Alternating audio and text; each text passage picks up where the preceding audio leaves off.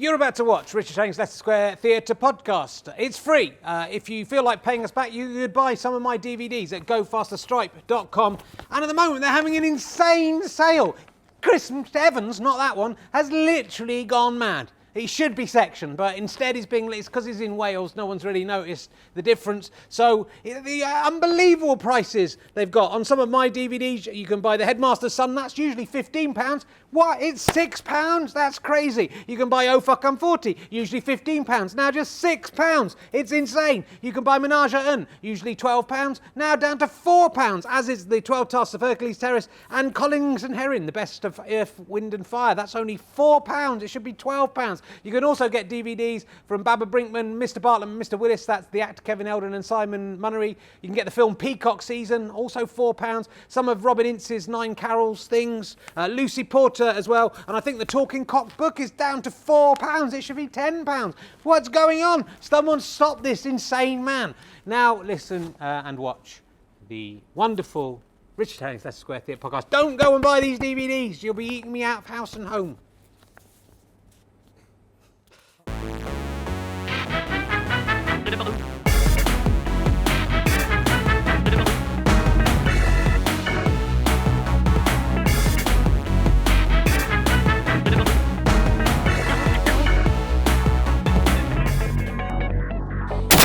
Gentlemen, welcome to the Leicester Square Theatre. Please welcome a man who currently has chafed nipples. It's Richard Herring!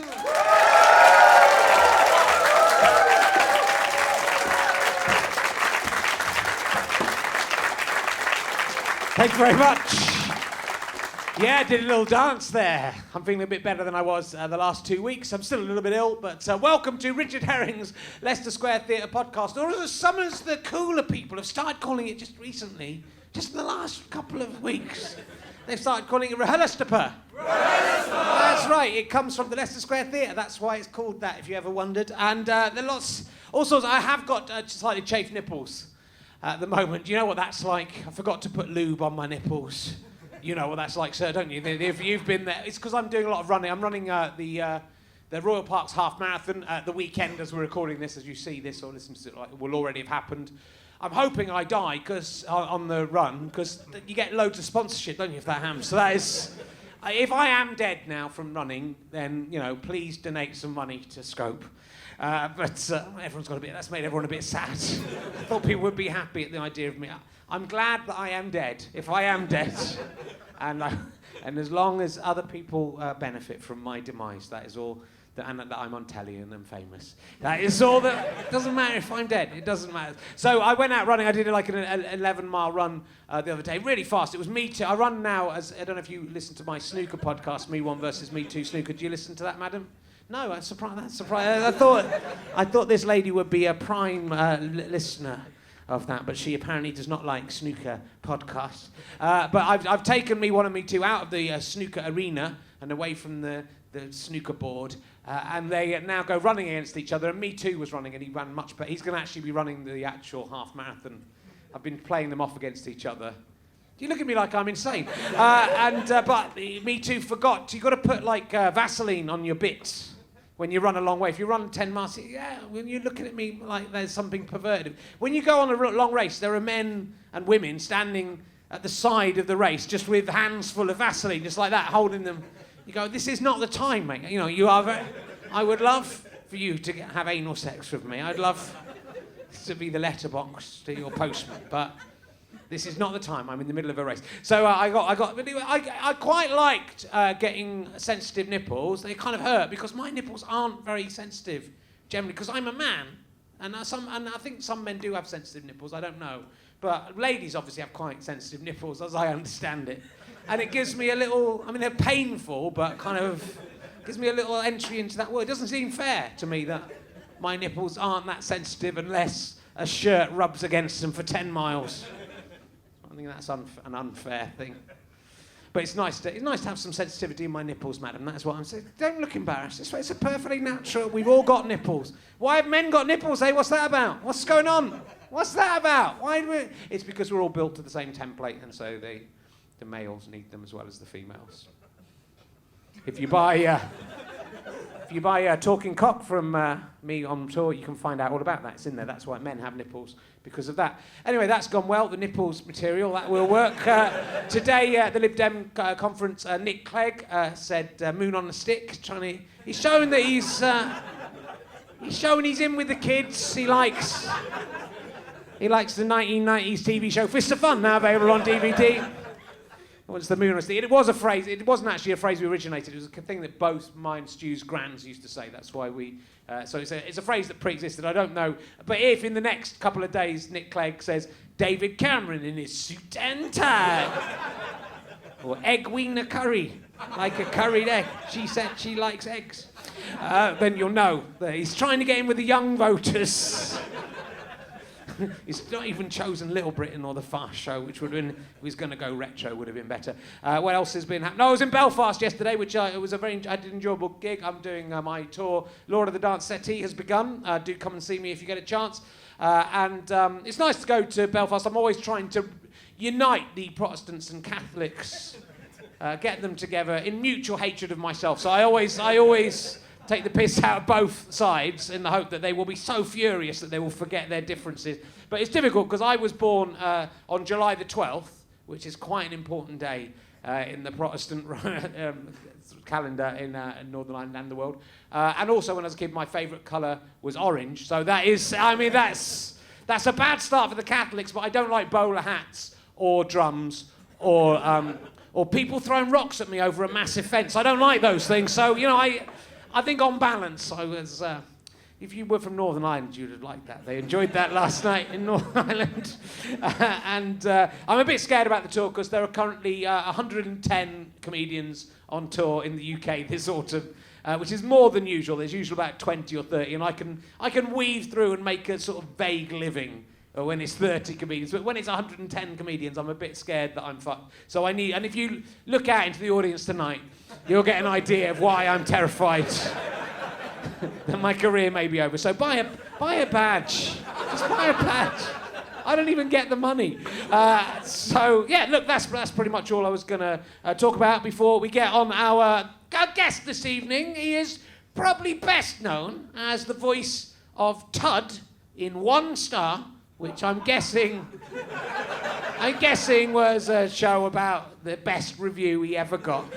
He's also, of course, best known for being in Spicks and Specks, which sounds a lot more offensive than it actually is. Will you please welcome Brendon Burns, ladies and gentlemen? Here he is, Brendon Burns. Brendon Burns, pull up, have a microphone. Pick up that microphone, then you'll need that. Brendon Burns. Those are actually credits that I'd forgotten.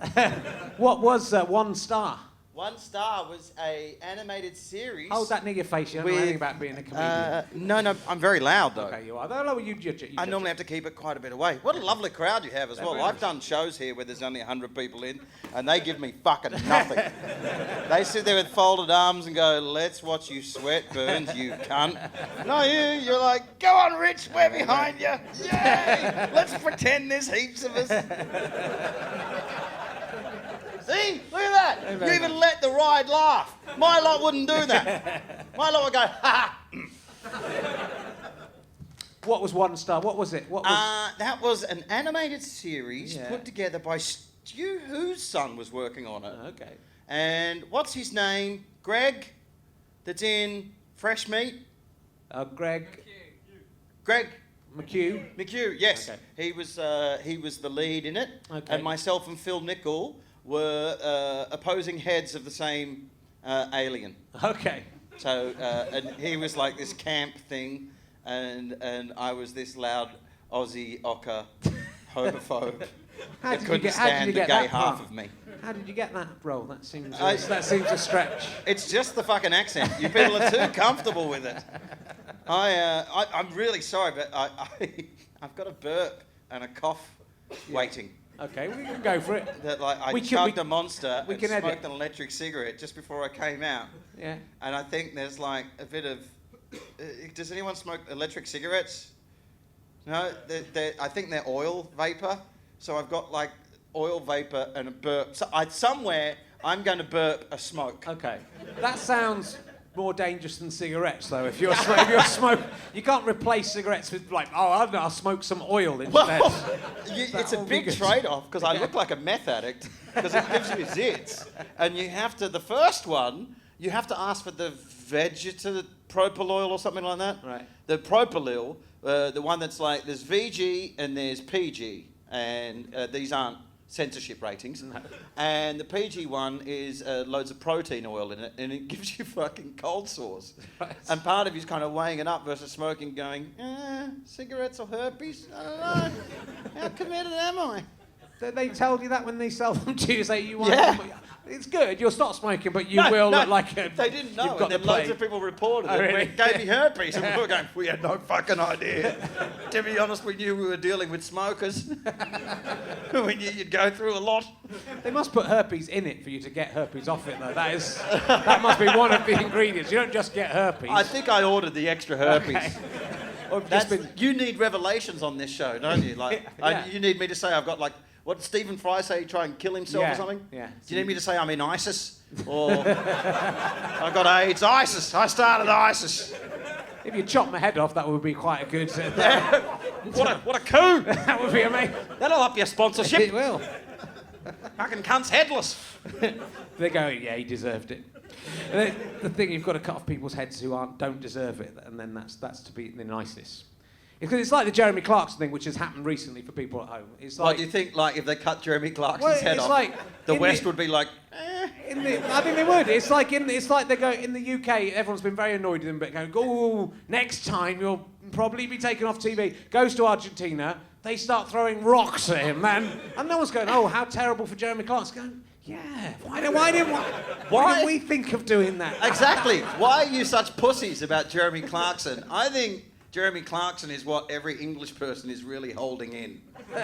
You know, just like you spot it when you're in Australia. If you get into an altercation or an argument with a guy sometimes, and then eventually like you thought you were friends, you thought you were on an even keel, and then it'll come out like, I'm not having this from a grubby convict. We used to own you. Ah! You don't have it in you. No. You don't. No, I don't. You're pretty much face value. Thank you. I believe in honesty. But I think Jeremy Clarkson's playing a kind of a role. That's what he's... I think Jeremy Clarkson and Stewart Lee are very, very similar. I think... But one of them's left-wing and one of them's right-wing, and they both say... But they both have a cunt of an audience. Yeah, they do. But they both say... Oh, terrible fucking crowd.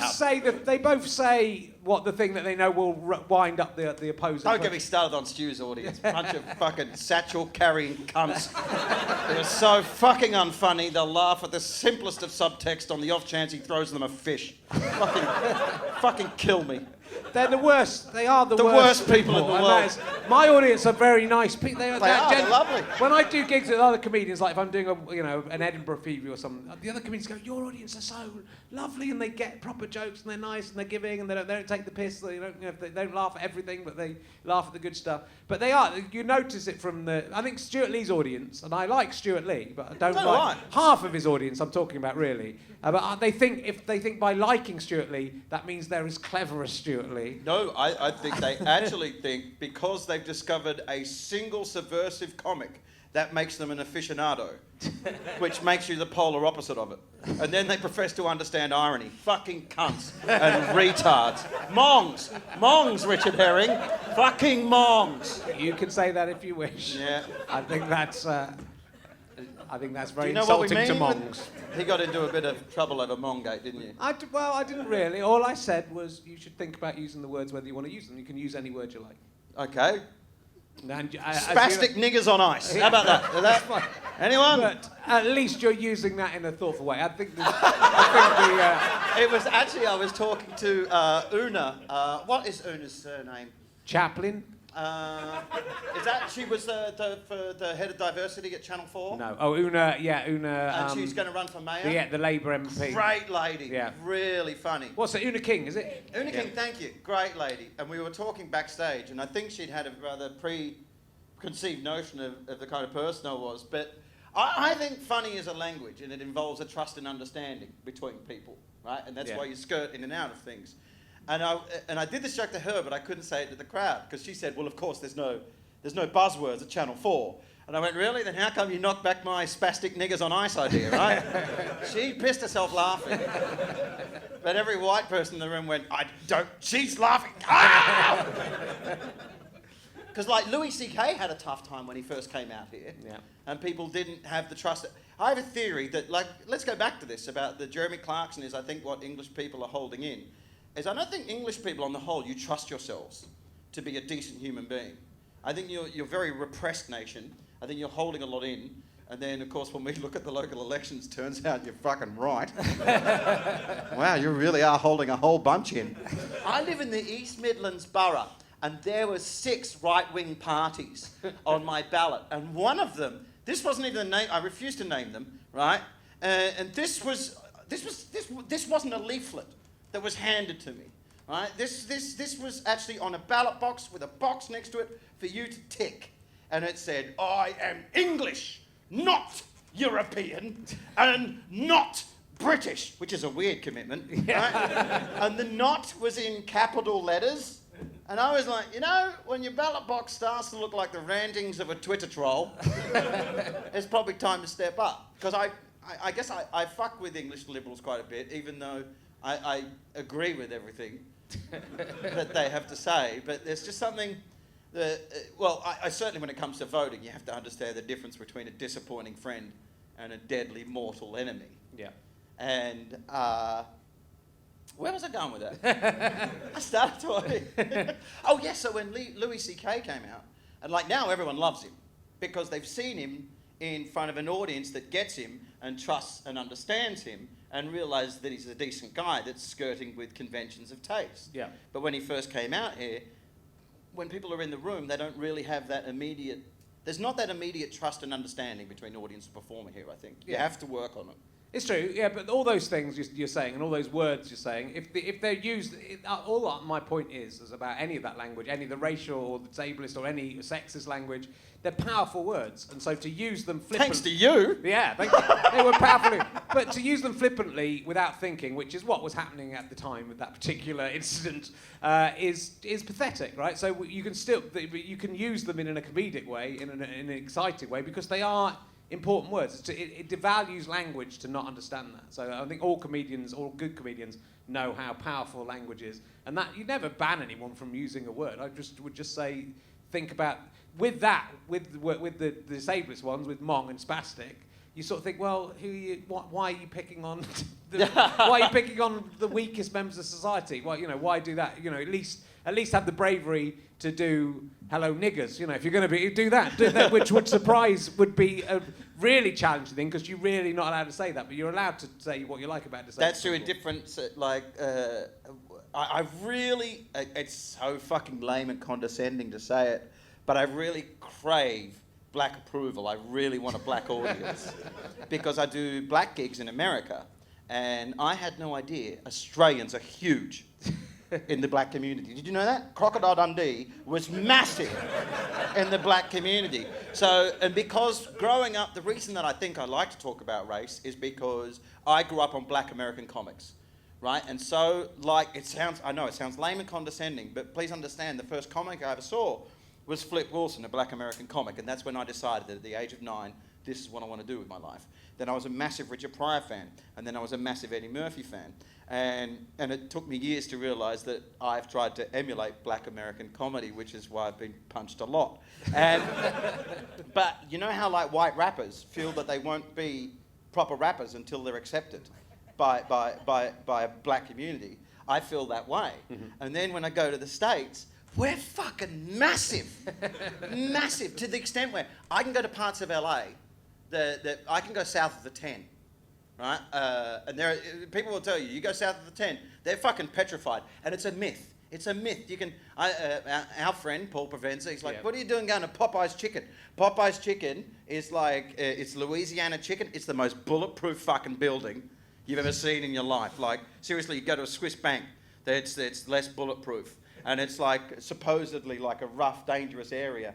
And whatever the Australian equivalent of Uncle Tomming is, Like, I fucking Uncle Ocker it up. Like, you wouldn't believe. Like, they're just like, they'll come up to the car through the drive-through, and Brendon's just like, you sure about coming this part of town? And I'm like, watch this, mate. And I'm like, g'day, mate, you fucking gun. Fucking, they get spoons out. There's a track winding back. And they're all like, you Australian, motherfucker. And so you do black gigs like in Times Square, and I really am Aussering it. I'm whoring myself immensely. And every time without fail, there's always like a voice in the darkness that just goes, motherfucker sound like the Crocodile Man. And little 9-year-old Brendon is so fucking happy inside when that happens. So, who am I talking to? Because you're kind of a crazy comedian who has two different personalities within them that you exploit. What's that about? Yeah. So you got. How's that working out for you? Are you Brendon tonight or are you Burns each night? Which one am I getting? Because you did a trilogy of shows about the difference between wound Brendon me and up in a Burns. mental institution. Yeah. That's what I'm slightly worried. That's why I'm kind of interested in this. Because I'm examining the dichotomy within each performer as well, and I'm worried about that. What was interesting about the first one was all I really did, it was a real cheap trick, but all I really did was I did two halves, and one half was my onstage persona turned up, and then the second half was me, supposedly me, and all I actually did, right, still the same guy writing both halves, and all I actually did was soften my accent in the second half and sound a little bit English. And every reviewer, without fail, said, in the second half, he is erudite and blah, blah, blah. It was like, I sound like you shallow cunt. That's all you needed. And then the second part was certainly what drove me mad. And that was, and I will say this to anyone, about anything that, anyone that does, I suppose, I hate the word catharsis because it seems to be the modern word of quick fix. Yeah. I think it's been bastardised.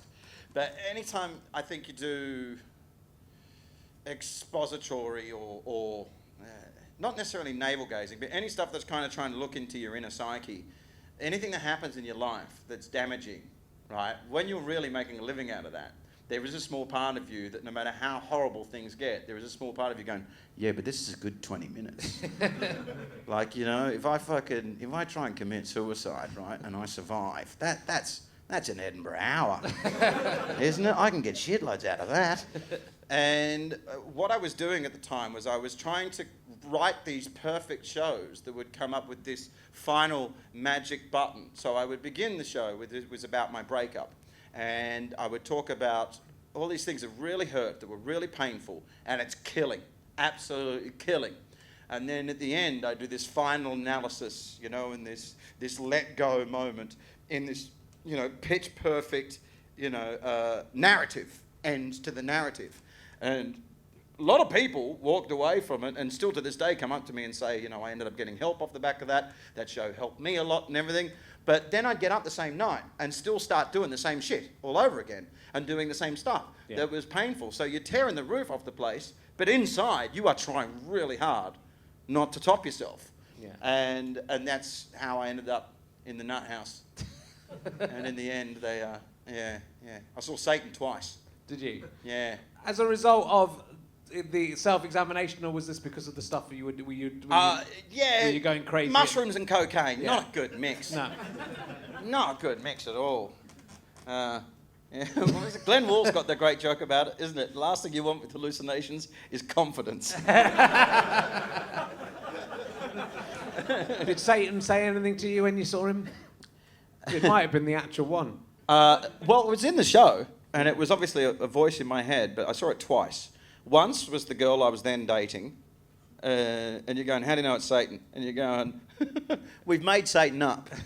And trust me, you'll know when you see him.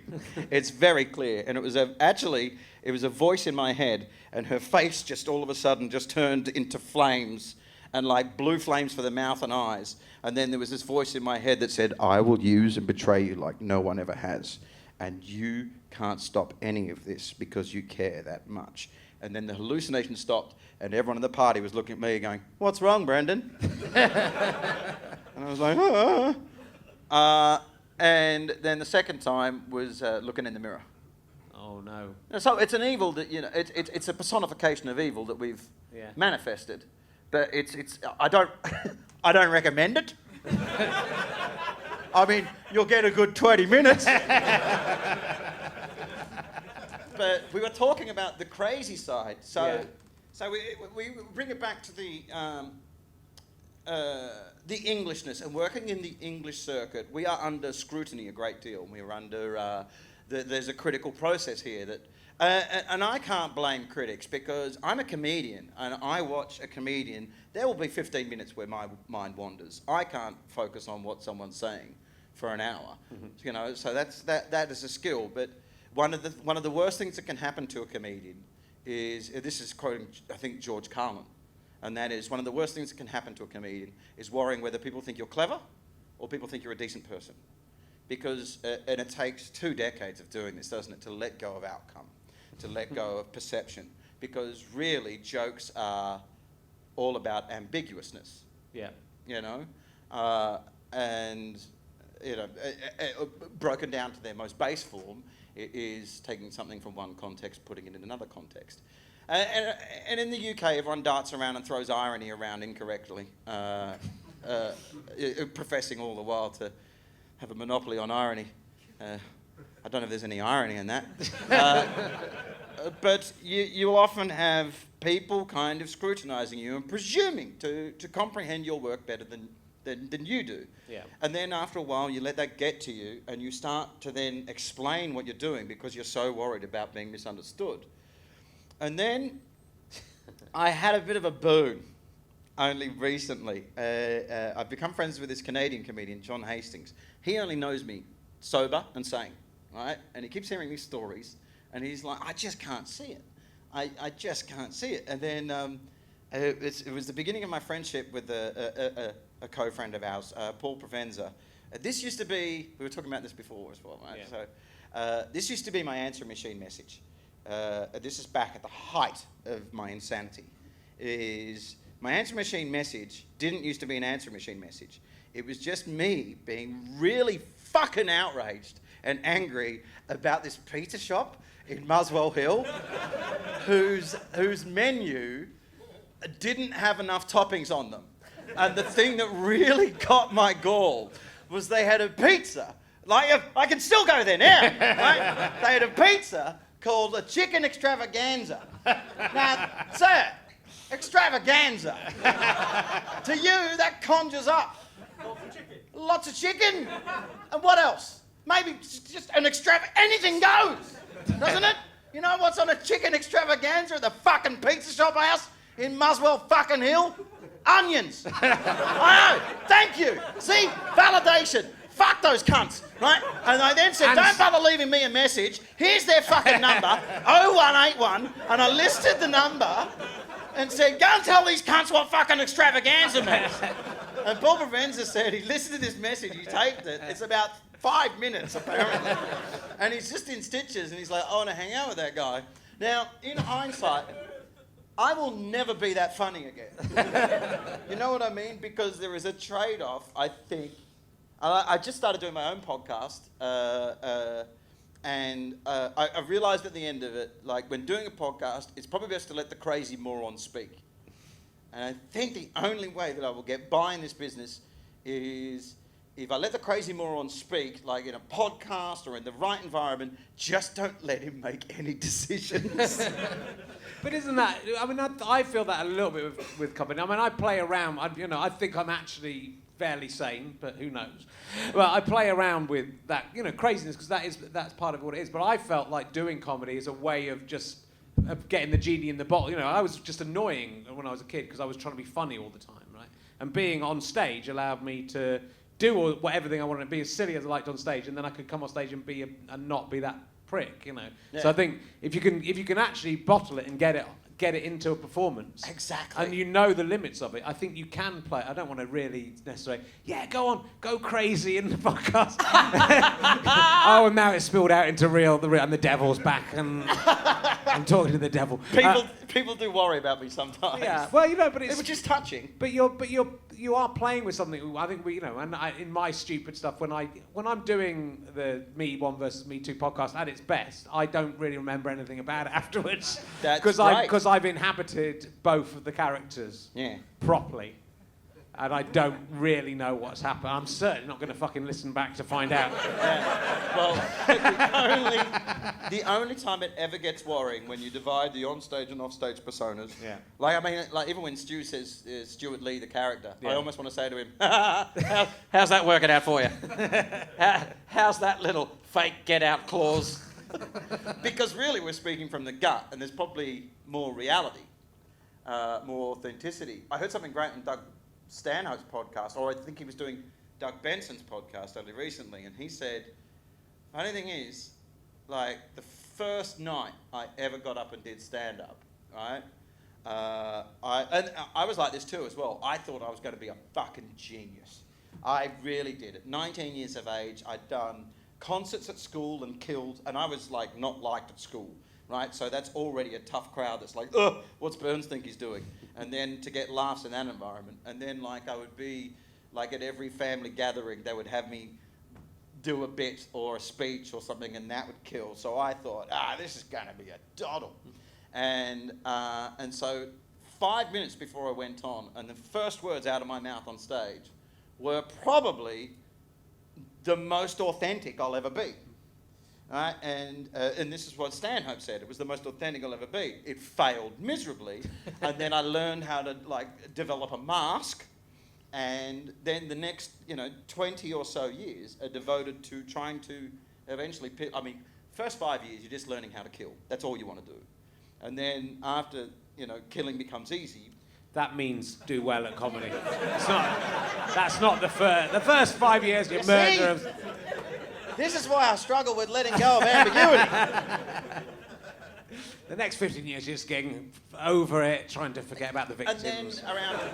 And then and I think, and maybe like, I think anyone thoughtful or generally as well, someone that's always been a fan of the art, somewhere around the 10-year mark, there's a malaise where you are just like, what are these people fucking laughing? Like, I tried to go back to the circuit this year, and it's gotten thinner skinned and dumber, and I can't do it. I lack that skill of just Sharons and Tracys of just, I'm getting married, I'm gonna get fucked in a bin! Right? Just like, fuck you, Tracy, and you should never have to perform comedy in front of people that are wearing hats that require electricity.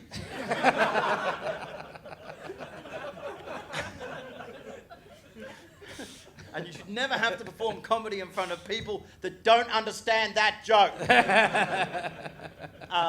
And then somewhere along the way, you're just trying to find something. You're just trying to find something that we return to the idea of like funny as a language, and you're just trying to find people that speak your language that just get you. Mm-hmm. I think you're one of the pioneers of this with the online content. You're certainly at the forefront of podcasting in the UK, aren't you? Yeah, but what I like about podcasting is that you've got the autonomy to do whatever you want. So however stupid it is and however wrong it is as well. So I think you can you're allowed to make mistakes. You're allowed to. The Meaning of Life podcast I do, which is like a stand-up and sketch podcast. On the first episode of it, I kind of realised I've made loads of mistakes. I've tried to learn this, and I don't have an autocue, and I haven't had time to learn it. If that had been a TV pilot, I'd have been thinking, I mean, I'd have had an auto cue. But if it had been a TV pilot, I would have been thinking, oh, fuck, this is a disaster because this isn't what I want it to be. Yeah. But they'll never let me make any more. But I was thinking, that's all right, I'm making 5 more. We'll get there by the third one. The podcast will evolve into what it's going to be. So the first one, people go, and it's interesting because people will say to you, oh, I heard the first Meaning of Life, I didn't like it. And I go, okay, that's fine. I don't think it was that good.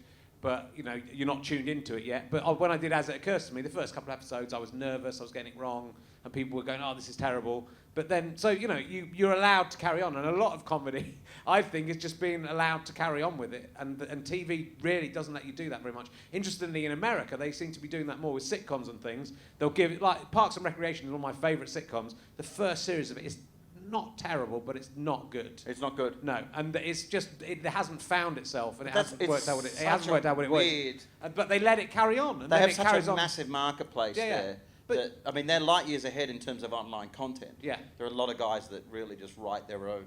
Yeah, Like Doug Benson does a podcast about movies. yeah, And he travels around the country and fills a room, does his podcast, and then does a stand-up show afterwards. Right. And no one gets in his way. Yeah. Doug Stanhope, when he came here. And I fucking love this. And Have I Got News For You? Have you seen that video online? Have I Got News For You? Wrote him a letter saying, "We are interested in viewing Doug's availability. We would like 8 complimentary tickets." And he's never heard of Have I Got News For You? And he goes, "The one thing I know about my audience is they are fucking broke. You fucking coked up media cunts. Fuck you, you pay. You want to know my availability? Not available. Not available." And I imagine every comic in the world watches that and goes, "God, I'd love to say that. God, I'd love to get myself in that position." yeah. But you can do it now. I mean, you still got to work at it, but you can do it because you're in charge. You can be in charge of what you're putting out, and you don't have to work. I mean, the thing is though, TV certainly helps. As I'm saying, there's 100 comedians out on tour. When you're going to be on tour in the new year. In February, I'm doing anything but comedy clubs. Right. Okay. So maybe like some comic book shops. Yeah. A couple of indie music rooms. A guy came to see me at the Free Fringe this year. Free Fringe, I don't know that your listeners, how far it reaches, but at the Edinburgh Festival, there's a new kind of fringe on the fringe and I was very apprehensive going into it. The idea is that people will pay you what they think you're worth at the end of it. And I've done the festival for 2 decades. And I kind of finally figured it out that, like, people go, "Why do comics spend so much money up there? Why do they lose so much money? How does this happen?" And then you look around and you see, like, a guy you've never heard of, and you'll see a billboard with his face on it declaring him a fucking genius. And that's why people spend all that money, is so that you can delude yourself you're famous for a month. And I've done it. I've done the big venues, and people call me Mr. Burns, and people come up and ask for my photo, and and you go home. And then and no one calls you Mr. Burns anymore. It turns out you're not famous, and you owe 20 fucking grand. And everyone goes, "There's always a bit of a depression after Edinburgh." No fucking wonder. And then this time around, it was just me. I didn't hand out a single flyer. I didn't talk a single person into the room. My venue was impossible to find. It actually wasn't at the address that it was listed at. Seriously, you go to the address, then there was an alleyway that was a dead end, and then a piss-stained alleyway off another piss-stained alleyway, and then you turn left and right, and then David Bowie asks you a riddle, and then... So by the time the audience turned up, there was nothing but die-hard fans, and they were already excited. And I didn't... Anytime anyone sat there with folded arms, I would just go, "Give me £20 or get the fuck up." I didn't have a single argument with a punter. Because I agree with people in that marketplace. If you see a comic, that you could have seen 3,000 comedians, and you fucking hate the guy, and it costs you £15. And it's also, you are so conspicuous. Like, if you're hating this, it's pretty dark. You can wander out. But if you're locked in a room with me and this annoying voice for like an hour and saying, rather ill-informed shit about everything and nothing that I have no right to be talking about, and you are locked in there for for an hour, and it's a 200-seater, and if you get up to walk out, everyone's going to notice, and you spent £15, and there was 3,000 other shows you could have seen. And anytime someone comes up to me afterwards and goes, "Fuck you, I fucking hated that," it's a little part of me that's on their side. It's like, I saw Spider-Man 3. You know? And if Sam Raimi was in the room, when you saw Spider, wouldn't you go, how did you fuck up Venom? It was in the books. You didn't have to write shit, you prick. So you had a good time in Edinburgh? I had a lovely time. I had a wonderful time. And it was just, I videoed the whole thing. I put content up every day. And I didn't hand out a single flyer. Yeah. All I did was, it was me and 5,000 Twitter followers. I think it's definitely the way forward for the Fringe. I mean, it was a very interesting year, the Fringe. And because I think it's diversified into, like, the TV acts getting, charging a lot of money and getting an audience, and the free Fringe getting an audience on the whole. Not everyone did. And then everyone in the middle who's trying to do it the old way, struggling. The pool that we all used to pull from has diminished. Yeah. Because it's all gone to the free Fringe. Yeah. Well, definitely. I mean, the only shows I saw were free Fringe shows. Is that right? Yeah. So.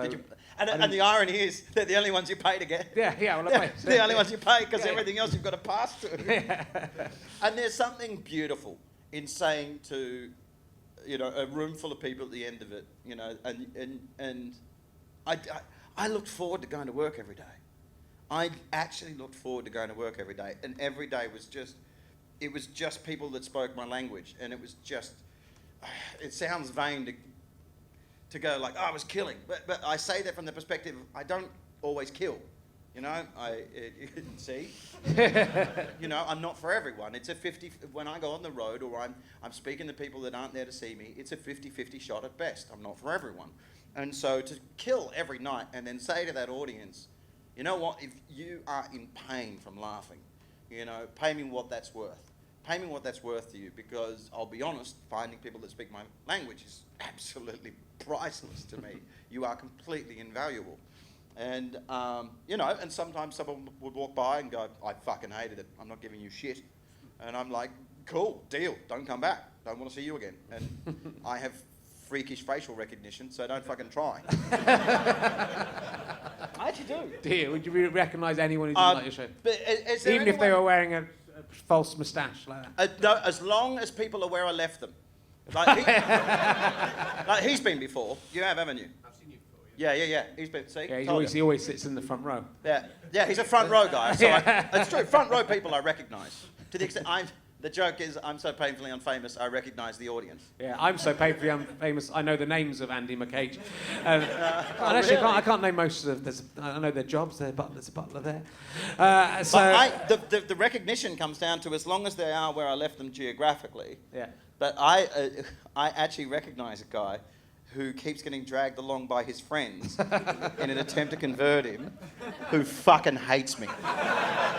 And every time he'll sit there with folded arms and he's like pushing his eyes in the back of his skull. He's going, when will this convict cunt shut the fuck up? And every third or fourth joke, his mates will nudge him and go, how about now? And he's like, nah, still fucking hate him. And the thing is, and then eventually I'll go, hang on, you're the guy that hates me. And then he pisses himself laughing. So I can't dismiss him as having no sense of humour because, get this, I've seen him laugh at his own discomfort 5 times now. And wait for it, at 2 DVD recordings. That's commitment. That is. How sensitive are your nipples? They used to be. Do they? But everything's kind of like... As I did older. a lot of fucking in the 90s. Right. And a lot of fucking, a lot of cocaine, a lot of mushrooms. And did you got your nipples squeezed so much they lost their sensitivity? All my erogenous stuff is kind of fucked off. Really? Well, that I'm a bit happens. numb. But my nipples have never been sensitive, and I just wondered whether that was normal. Well, Actually, I could go to a doctor, but what I'm going to do is just ask everyone from now on about their nipples, including the women. Look at this way. You're no longer a slave to the temptations of the road. No, well, I'm not. No, but I never was from the nipple perspective. It was never the nipples that were attracting. I'm thinking, can't wait to get out this gig and have my nipples tweaked. Because if that happened, I'd just go, no, it's not really doing anything for me. Well, my wife's hilarious as well because I toured Australia with Mick Foley, who's a WWE wrestler, right? And the first thing she said was, she goes, now listen, when you turn across Australia, you're not going to get sucked in by all those groupies, are you? And I was like, honey, I'm flattered that you see the remnants of handsome but it just doesn't happen anymore. Yeah. I'm not pretty. This face is not aged. I used to be fucking gorgeous. I did, seriously. There was a time I could ejaculate mice and you would cut your clit off to make a happy hat for them. Right? And You were a good-looking young man. I was fucking sexy. I know I'm very rough-looking now. I've not aged well. There's a sexiness to that, but I don't. I was discussing this with my taxi driver in Belfast. It just doesn't. You used to be pretty. You used to be pretty. So remember how pretty Brendon Burns used to be? I bet he's not getting anything now. Like 10 years ago, people would there would be at least a temptation. Oh, you and Stewart were like rock gods. But now there's no one even like chances. No one. Or it's if you discuss being happily married, there will often be a young pretty girl's ego that immediately like comes up afterwards for the signing or whatever and does the flick of the hair of like I could get him. And you're like, yeah, thanks for the offer of ruining my fucking life. I don't have the sexual prowess I once had. So it'd be 15 seconds of disappointment for both of us. And then everything I know and love would disappear. Apparently because you've got nice hair. That's a fucking deal. I wouldn't mind if they did it. They don't. I wouldn't go take. I just would like them to come up. They don't do that to me anymore. They don't come up and even bother trying that. Do you talk about being happily married? I do. Yeah, and talk about all sorts of things. All like my happens in my personal life, and they're not. They've lost interest. It's because your nipples are gone numb. So you, my friend, former comedy rock god. Yeah. Because you were in the 90s. You and Stu were pretty much the closest we had to it. Right? You did. They were, weren't they? Right? There are some ladies who passed their prime. That guy's nodding a bit too enthusiastically there for my liking. I must admit, there are some younger women here going, I was a child. I just like podcasts. Big into fish. But even I was Googling Harry. Even 8 years ago, girls were interested in me, and now they're not. No, when I say girls, I've got to clarify that in the current environment. Here's what I'm women putting to you. Me. Here's what I'm putting to you. Is with your dulled nipples. They were always dull. Okay, your sex radar is off. Yeah, it is. So you don't notice. Oh no, it's not. It's just when you get hit on. I'm not giving it out anymore. You're not giving it out, but you probably don't spot it. No, I'm not. I used to be a slave to it, so I still am aware of the dar. Well, I was, but it's got it's just. I'm glad it's gone. I don't miss it. That's fucking awesome. Young men, trust me. Diminished libido is the greatest thing that will ever fucking happen. Get a barbecue. It's fucking great, isn't it? I was thinking of researching my family tree the other day. That's Who needs erections? Who needs erections? I don't find young girls attractive anymore. No. I don't. There's no story there. Again, should we clarify what we mean by how young girls did you used to find attractive? No, because that would be a fucking. Your fresh face means nothing to me. There's no fucking story. I prefer someone that's been around the block a bit. That's all. What? You're not the same age as her. Fucking get over it.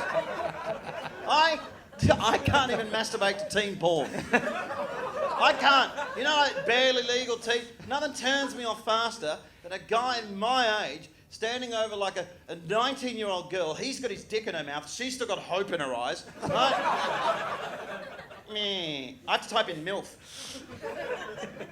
You're like Rob Delaney's very similar in that respect. Is he? Well, he does. He was saying he likes real women. And hairy women, Hairy? Yeah. Yeah, whatever. You're very excited about that. You've been growing, your eyebrows all raise. your bodily hair, especially. You did give something away there. I must admit, you went, and hairy, and raised your eyebrows and went, notice these are full. There's no plucking there. No, it's a wonderful thing. Enjoy being young while it lasts. That's my advice to you. Is that what we were saying? Yeah. Enjoy being young, because you'll turn into two old fucking fuckers like this. That was the funniest non-summation. Yeah. All we're trying to say is swans are cunts. They fucking are. They are. Fucking look at them. They act like they know that to bother them is treason. And they don't have any natural predators. And when I'm down in the West Country, one guy was like, oh, they'll break a man's arm in half. And I'm like, being Australian, I'm like, I'll fuck a swan up. And then I tried to knock one out. This is the night I invented the drink called the Flaming Burnsy. And it's basically ouzo and tequila, and you put it in your mouth and then set it on fire. And then someone told me about like swans being, bothering swans being treason. So it was about 5 a.m. So I go down to the lake outside the bar where I was working in Exeter, and there's swans everywhere, and they were fucking just... It's like they're leading with their chin. They just look like... Doesn't anyone else want to... Don't you see a swan, you just want to punch it in the fucking head and just like go, look out! You're fucking asking for it. It's no bird. Birds should be like this. Swans are just like, yeah, fucking protected by the Queen, you cunt. Come on. They're cocky, so I went down to come try and knock one out. I genuinely did. See, I told you I'll never be this funny again. And the thing is, the lake, I took my shoes off, and the lake was filled with swan piss, and I cut my foot. And then, because I got drunk, I went to bed, didn't get a swan, and then woke up the next morning with an infected foot, and I had to go into a pharmacy and go, what do you get for, like, swan piss? And this fucking... and a group of people suddenly gathered, and for some reason I felt really naked because I had my foot out, and it was the West Country, and sure enough, everyone went, oh, you're bothering a swan, that's treason. And it's like, they'll break a man's arm, I fucking know! I can't enjoy that anecdote because I found your West Country accent very offensive. It's about as good as your Aussie. I did an impression of Brendon Burns in the introduction. Oh, I'm Brendon Burns! So that's quite good. So that's much better. I like shouting. Are you ever mistaken for... a celebrity, another different celebrity than you are? Than I am. Yeah. Are you ever mistaken? Because I'm mistaken for Charlie Boorman all the time, and sometimes Brad Pitt. Charlie Boorman. I can see Charlie Boorman in there. And Brad Pitt. Oh, yeah. Loads of Brad Pitt. Is there because I think I'm amazed that you're not picking up on your Brad Pitt radar on your nipples. Exactly. But when you're sort of semi-recognisable, as you and I think are, don't you get mistaken for other people? I'm trying to think of who you would look like. As a kid, yeah, I was mistaken all the time for Ferris Bueller. Really? I was the spit. As a young man, to the extent where when I first came to England, and this is back when, this is I think, early 80s, and England wasn't particularly aware of Australia, so people would often think you were American. Okay. When you came over, people would ask for my autograph. Wow. As Ferris Bueller. As a fictional character. That's That's how stupid the English people were. Yeah, I looked a lot like Matthew Broderick. Matthew Broderick, yeah. Not anymore. I used to look like. I used to look a bit. No. I used to look a little bit like Michael J. Fox. I once. Did you? Especially to Japanese people, but I think that's because they are racist. Yeah. They are very racist. Well, I had a... No, you go to China. Wow, they don't mind being racist at all. You go to China with Ross Noble, who has green eyes. Yeah. Right. They don't know what to fucking make of him. Because he has green eyes, which is very valued, and he looks kind of Chinesey. So, is that a racist word in England? Is it? I think it's all right, Chinesey. Yeah, he has an Asian-y face. And so Asian-y is not allowed. Is it? Is that right? Is that right? Yeah, Chinesey's fine. Did you know Oriental is a slur in America? Yeah, well... They get very upset. Rightly so. Why? Because they're not from the Orient. They're from Asia. Yeah, but then it gets kind of fucking... Because here, Asian is Pakistani and Indian. Yeah. And whereas in Australia, Asian is China and Malaysia and all that. Yeah. It's very confusing. I just loved going down this road to watch the English guy swear. What the fuck's he going to say now? So they will, Ross Noble and I, years and years ago, were in Shanghai, and people just, had no problem just, crossing the street to really move his head, get a good look at him. So, because he's got the green eyes. They just, fucking look at that! He's Western, but a bit Asian-y. And they'll have a gawk. Yeah. They'll have a point. Didn't feel like having to get the Chinese accent. I noticed that you're happy to do the West Country as if that's a comedy thing that's all right to do, but Thought, I oh can't no, do Chinese. I'm going to I steer can do away. Vietnamese. Meow, meow, meow. Okay. I'm touring Asia in November. Yeah. One thing you learn when you're in Asia, better have some Asian jokes. They fucking love it. If you don't, they're very upset. This was when I think I'm running into trouble in England because I keep my liberal white dickhead in check, right? And people confuse that with conservatism. But my liberal white dickhead is like, liberal white dickhead often we all keep our bigotries in check, sure, as we should. But liberal white dickhead is rarely self-aware. Condescension is rarely self-aware. No one really checks themselves on that. And I was in Singapore, and I was the only white guy on the bill. As a matter of fact, I was pretty much the only white guy in the room. And throughout Asia, they have jokes and stereotypes about one another that we're not remotely party to.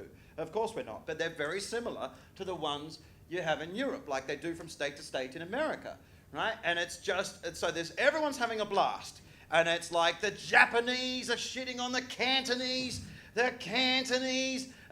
shitting on the Singlish, and the Singlish is shitting on the Japanese back, and everyone's shitting on the Malays, and apparently the Malays can go fuck themselves. I don't even know what that's about. They're like the Latvia. Asia. If you ever go to Europe, Latvia's down the bottom rung. It's like the Swedes shit on the Finns shit on the Estonians shit on the Latvians, and you go to Latvia and you go, who do you make fun of? And they go, we kick our dogs, right? We don't get to make fun of anyone. So they're absolutely killing. Every comedian is Asian, and they're absolutely killing. And the whole room's having a blast. And liberal white dickhead here was up the back of the room just going, oh, no. This is racist. You're all Asian.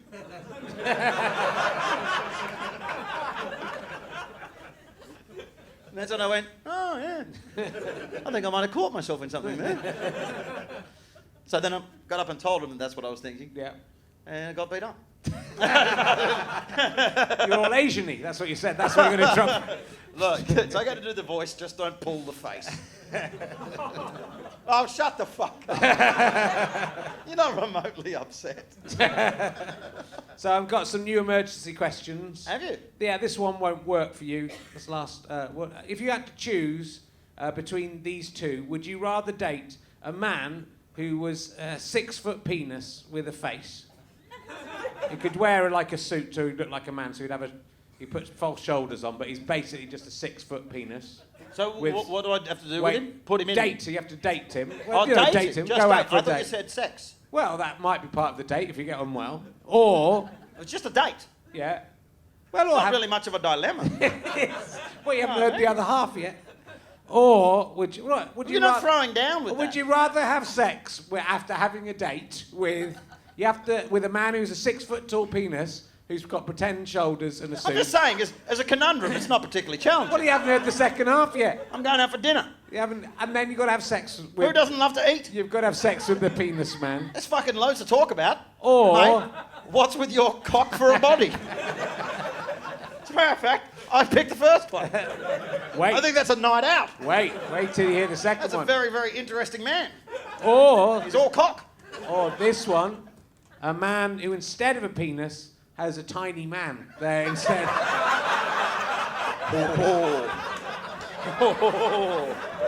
That's a tiny man. Yeah, tiny man. It's a different man. It's not. They're not connected anywhere apart from. He's not. He's grown. There's not been taken from somewhere and been grafted on. He's growing out of the man. Well, I have to ask another question. Yeah. Are we about to talk? Are we allowed to talk about it immediately, or is it a social faux pas to go, mate? What's up with your mate? That's a cock. I think you would only find out about the tiny man once you got into the bedroom with. In that case, I think the guy would. He looked like a normal man. I don't want to go. Well, you don't know yet. You might be happy. You might like him. If you ask me out to dinner and say, look, mate, so it's a date, is it? Yeah. It's a date. Yeah. With a view for sex. Yeah. You'd expect that to be brought up again before. Someone's just having to. Look, I didn't mean to bring it up. If that's your problem. I'm just thinking it through, mate. All right, you don't have to leave. Yeah, on the date, if you were that guy... I think if he puts it in a personal ad and says, look, just dinner, but I've got a mate, right? And he's actually me cock. Yeah. And he's where my cock would be, but it's actually a fully functioning talking man. I'm an inquisitive person. Yeah. You know? Yeah. That's piqued my interest. I'm intrigued by that. This is intriguing. As opposed, I think probably the man with the man for a cock. Yeah. And I'll tell you why. Why? Go on. Because I think the bloke that's all cock would probably just be too impulsive. You know what I mean? He's a bit of a beast of instinct. Yeah. Not a lot of conversation there. That's true. Yeah. And if he gets too excited, That's dinner ruined. that'll put to say, you know. Well, Or improved. I have restaurants I like to go back to. You know, and I think if I go in there with the bloke that's all cock and things get a bit exciting, he starts fucking shooting off everywhere. Yeah. And then it ends up like that scene from Monty Python where instead of vomit, it's just Yeah. great big all-man cock cum going across the curtains. A lot of No shit. matter how good my relationship is with the restaurateur, Yeah. it's going to be a good month. Yeah. From a And a lot of chefs don't even like it if you add salt to their meal. So No, exactly. Excuse me. This is lacking in cum. I like a zinky aftertaste. How the fuck does he know? And I couldn't work out whether the tiny man Yeah. would just replace the penis and there would still be testicles in there, Oh! sort of underneath. That would make it worse, wouldn't it? So he's for standing the there. guy, Well, for the guy, because also, balls stink. well, they stink, and also during the day, he's just in some pants with some balls, and and I'm guessing the guy who's got him in there isn't kind of thinking, oh, I'll lay you out in a considerate fashion. You're just wrapped up there however you fall, aren't you? And sometimes you'll be all bent around. There's a ball in your eye hole. It wouldn't be nice, even if you find even if you could fit right down the side of the trouser leg. It's still not going to be fun. The times you're not let free are going to be. I feel sorry for that guy. That's why I don't think I could date that guy, because I'd feel sorry for the tiny guy. Do you feel sorry for the tiny guy? I would. For He's the a rest delight. of his day. He's a party trick. He's the fucking Human being. He's the popcorn joke for real. He I is. know, but the one in your popcorn's eating me. No. All right. You don't know the joke? Oh. Tell them a joke. My wife told do me a the joke. cutest paedophile joke. Right? I know that sounds like a misnomer, but this is actually adorable. Is a little boy. He's begins with a little boy. Always does, eh? A little boy. He lives near a motorway services, and he finds a welder's helmet. I'll have to talk through some of the visuals of this for the podcast, obviously. He finds a welder's helmet, so he pops on the welder's helmet. He's playing around with it, right? A trucker drives by and he goes, "Hey, where do you live?" He goes, "Oh, a couple of minutes up the road." And he goes, "Do you want a lift?" And the little boy goes, "Yeah, sure." So he's sitting in the car, and the trucker goes, "So, do you know what sodomy is?" And the little boy goes, "Nah." And the trucker goes, Do you know what buggery is?" And the little boy goes, "Nah." He goes, "Do you know what a paedophile is?" And the little boy takes off the helmet and goes, "Look, mate, I got to be honest. I'm not a real welder."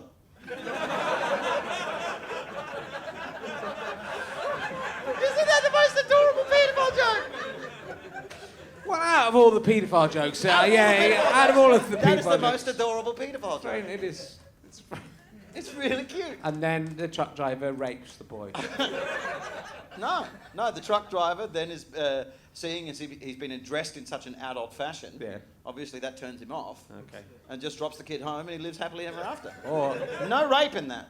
what if the truck driver has a tiny man for a penis? Well, then all bets are off. It would be very confusing. Right, well, look, we're going to have to... you've done a joke. After an hour, you've done one joke. And that is...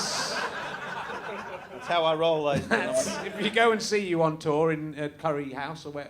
Where's your... It's in February, but Yeah. if you want to stay in touch, you can go to the BrendonBurnsShow.com website, and there's loads of content, and there's a podcast out now. Is your website called the BrendonBurnsShow.com because of the Brendon Burns New Zealand politicians already taken that domain? No. Are I think I'm the bane of his existence. Is it because the Welsh fine artist has already taken that domain? Here's how little my dad, God rest his soul, my dad and brother understand what I do for a living. right? They were both back in Australia, and they were asking me the Google game.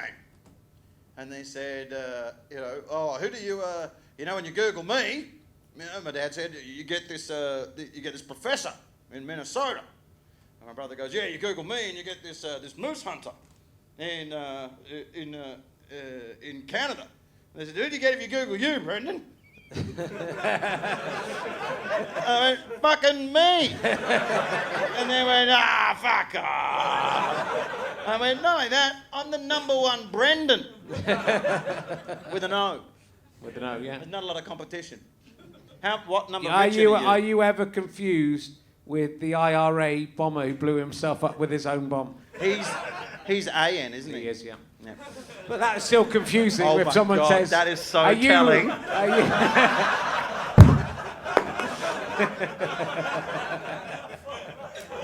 Don't worry, you're still the most famous ON.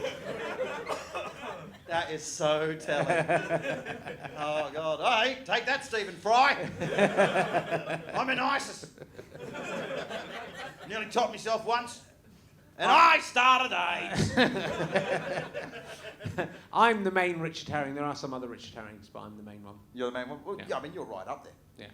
There's a Richard Herring who was... Fuck him. Who murdered Bonnie Greer in America. Really? Yeah. Wow, you really have gone into it. Yeah. What other Richard Herrings are there? There's a shoe manufacturer called Richard Herring. Oh, yeah? Or a shoe shop owner in Devon. There's a Herring shoes. How about Dick Herring? There's a Herring shoes that Charlie Boorman advertises. No I'm way. absolutely serious. That is why I thought I actually believe I'm in the Truman Show. See? And I really believe I'm being fucked with, because that is like, who should we get to advertise Herring shoes? Should we get Richard Herring? No. Let's get a bloke who looks quite like him, though. So that'll make it look like, I'm not even the go-to bloke with this face. To advertise shoes with my own name. I'm not the go-to bloke with this face. Please entitle this episode that. Oh my God! So I was in Belgium on Saturday, and there was the spit of Russell Crowe. There was a Dutch comedian. Dutch comedians and Belgian comedians are lovely when you arrive. They're so welcoming because their audiences are horrible. So they are like, oh, hello, funny person. You will laugh when I make joke, right? And I don't know why I made him kind of Chinesey. But this guy was the spit of Russell Crowe. I mean, there's clearly genetic information shared, because he also had Russell Crowe's very, signifiable, very recognisable, dulcet tones, but in a pitch-perfect Dutch accent. And he's on stage and he's talking in Dutch. And I walked on and I went, oh, how much is that guy like Russell Crowe? Like, either he's not Russell Crowe or Russell Crowe's just really good. They gave me the same response. I think it was a better joke. Should have ended on the paedophile joke. That got a good... That was someone else's. It was someone else's joke. You should just do other people's jokes. That's the lesson we've learned here today. Just get your wife to tell you some jokes she's heard in the pub, and then go on stage and tell them. Forget all this. I'll tell you a funny thing my wife thing. once. Have I ever said this on the podcast? Oh, you're trying to wrap it up? I am, but go on, do it first. I am, but I knew it'd be difficult. Sorry. All right. Yeah, you want to hear this? Yeah, go on. Okay, so as you know, I'm partial hearing. Right? Yeah. I have a hearing aid. Turns out I've been deaf for years. No one in my industry was surprised. But the straw that broke the camel's back was my wife and I were at the UFC. And it's one of the most anticipated fights in mixed martial arts history, right? And it's just, to put in perspective how anticipated it was, 9,000 people turned up to the weigh-in. It's just American fans and Brazilian fans. And there's just this deafening gladiatorial fervour. And during the weigh-in, Anderson Silva shoulder barged Charles Sonnen in the chin. No one expected it. And the place is just, And the commentator goes to interview one of them. And my wife goes, don't start screaming while he's interviewing him. I can't make any of this out. And this is before my hearing aid. And I'm looking at the monitor, clearly, and I went, he said, Charles doesn't respect the UFC, he doesn't respect MMA, and tomorrow I fight. And then my wife and I are like, holy shit, I can't hear you or my son if you're in the next room because it's so pitch affected. How the fuck did I make that out? And my wife, who is a comic genius, went, that's because you're the only man in this building who has trained his hearing to negotiate the sound of one man laughing and a room full of people booing. Ladies and gentlemen, Brendon Burns' wife. Thank you.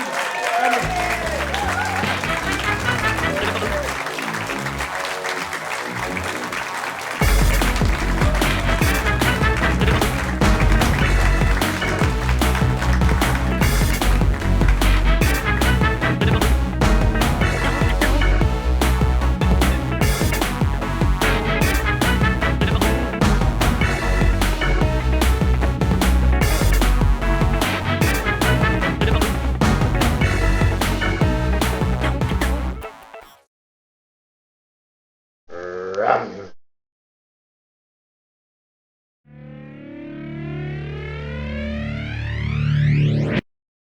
How'd you like them sky potatoes?